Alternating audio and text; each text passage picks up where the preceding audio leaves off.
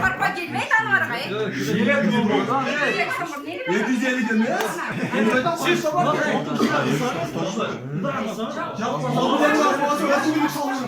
hoş geldin. Mert babam biz çalıp olur. Bak orada Mert Niye az şunları almamaz mı ya? Mert babam. Biz ne yaptılar? Mert babamın da bu.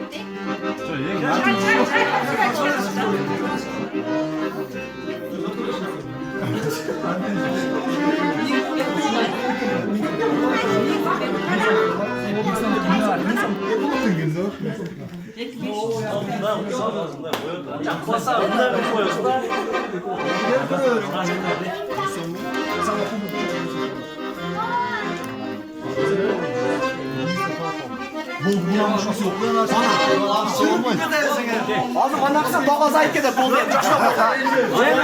Oldu be. Çağım. Biz bir yerke çağım ne oynamadı gelen çok musun? Ya sonra Çıdadılar içine. ya ben verem. Bozu vurup yürü vallahi olasın. Gönderme girip boldur. Açın onu ana ona. Kel yok keldi to açın. Çalın.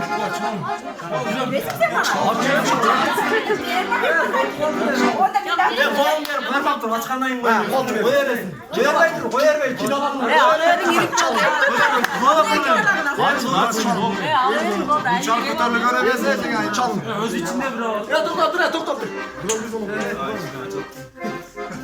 Tut deseniz. Hadi oradaydı asıl.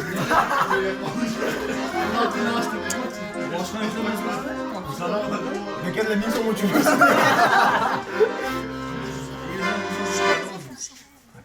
Ay ne kadar genç o gün. Nasıl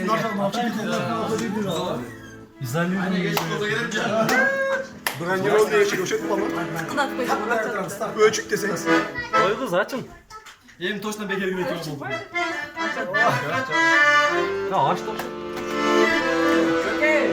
Bak ne kadar olur. Suyum bayramı bugün. Ne diyor? Ne var bakın dayı. Stora ne var? Setka var. Ayrı pikir ver.